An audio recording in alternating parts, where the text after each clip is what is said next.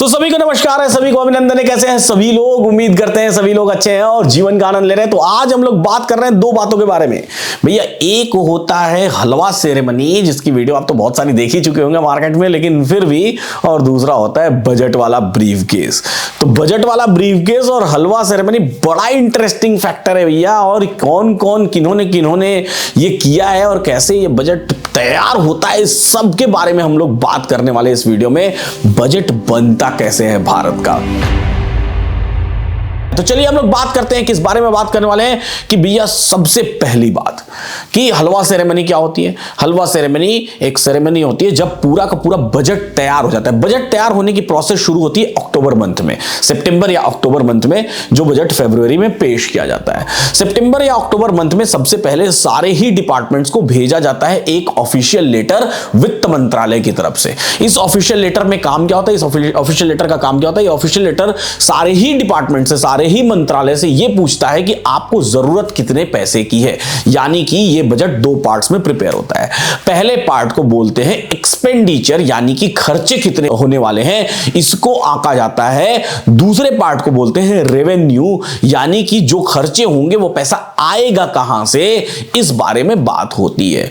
तो जब official letter भेजा जाता है तो उनके रिप्लाई आ जाते हैं सारे ही डिपार्टमेंट से। तो फिर वित्त मंत्रालय क्या करता है? वित्त मंत्रालय इनको एनालाइज करता है और अकॉर्डिंगली सबको अपने फंड्स सैंक्शन करता है। और फिर बात होती है रेवेन्यू की। तो ये तो हो गया बजट की प्रिपरेशन।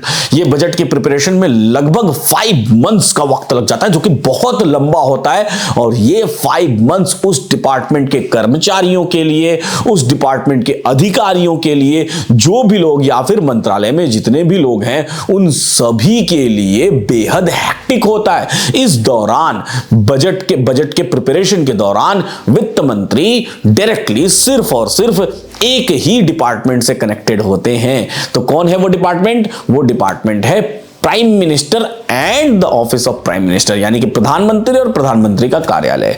तो यहां पर फाइनल अप्रूवल होता है जब पूरा बजट प्रिपेयर हो जाता है, ड्राफ्ट तैयार हो जाता है, फिर बजट का भाषण प्रिपेयर होता है। फिर वित्त मंत्री मैडम जाती हैं किसके पास? प्राइम मिनिस्टर के पास, और वो लेती हैं इसका अप्रूवल। इसके बाद क्या होता है? इसके बाद अब चूंकि ये हेक्टिक प्रोसेस 5 महीने लगातार काम काम काम काम काम, तो माहौल को थोड़ा हल्का करने के लिए और एप्रिसिएशन के लिए की जाती है हलवा सेरेमनी, जहां पर एक बड़े से कढ़ाई में हलवा बनाया जाता है और वित्त मंत्री खुद उसको थोड़ी देर चलाते हैं और फिर सर्व भी करते हैं। इसके बाद क्या होता है? इसके बाद लग जाता है लॉकडाउन, यानी कि जो लोग अंदर हैं अब न कोई बाहर से कोई अंदर ना आ सके और अंदर से कोई बाहर ना जा सके वाला हाल हो जाता है। यानी कि सभी लोग वहां पर, नॉर्थ ब्लॉक में ऑफिस है वित्त मंत्रालय का, तो वहां पे कैद हो जाते हैं।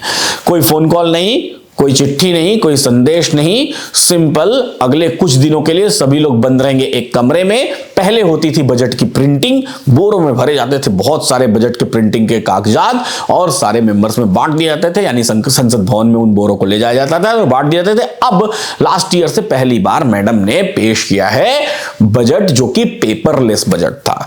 तो ये सारी बातें तो ठीक है, लेकिन अब सवाल यह है कि सबसे ज्यादा बार किसने बजट पेश किया है। तो इस बारे में हम लोग अगर बात करें तो सबसे ज्यादा बार भारत देश में बजट पेश किया है मोरारजी देसाई साहब ने। 10 टाइम्स, 10 बार भारत का बजट पेश किया है। क्या बेहतरीन बात है। मोरारजी देसाई साहब के बाद नंबर आता है पी चिदंबरम साहब का, जिन्होंने 9 टाइम्स बजट पेश किया है। प्रणब मुखर्जी साहब 8 टाइम्स, यशवंत सिन्हा और यशवंत राव चौहान साहब और सीडी देशमुख साहब ने टोटल 7 टाइम्स इन तीनों लोगों ने बजट पेश किया है। इसके बाद नंबर आता है मनमोहन सिंह साहब का और टी कृष्णमाचारी साहब का, जिन लोगों ने 6 टाइम्स भारत के बजट को पेश किया है। और फिर नंबर आता है निर्मला मैडम का, जिन्होंने कि 4 बार भारत का बजट पेश किया है। अब वो 5वीं बार करने जा रही है। तो ये बजट के बारे में ढेर सारी जानकारी आपके लिए मैं लेकर के आया हूं। तो अगर आपको सीखना है इंट्राडे में ट्रेडिंग, तो आप इस्तेमाल कर सकते हैं एलटीपी कैलकुलेटर का। एलटीपी कैलकुलेटर गूगल पर एक टॉप ट्रेंडिंग टूल है। अगर आप गूगल पर लिखेंगे एलटीपी कैलकुलेटर, तो सबसे पहले ट्रेंड करते हुए आपको मिल जाएगा, पूरे पेज पर ट्रेंड करते हुए आपको मिल जाएगा। तो एलटीपी कैलकुलेटर के थ्रू आप इंट्राडे में बेहतरीन ट्रेडिंग कर सकते हैं। और इसको सीखने के लिए डिस्क्रिप्शन बॉक्स में एक लिंक दी हुई है, जिस लिंक में आप क्या कर सकते हैं, हमारा आने वाले संडे को होने वाला वेबिनार ज्वाइन कर सकते हैं। वेबिनार की फी है जस्ट 234 रुपीज। तो फटाफट ज्वाइन कर लीजिए, इन्वेस्टिंग डायरी चैनल को सब्सक्राइब कर दीजिए, बेल आइकन प्रेस कर दीजिए। फिर मिलेंगे हम लोग अगली वीडियो में। ऐसे ही सीखते रहिए, मुस्कुराते रहिए और जीवन का आनंद लेते रहिए।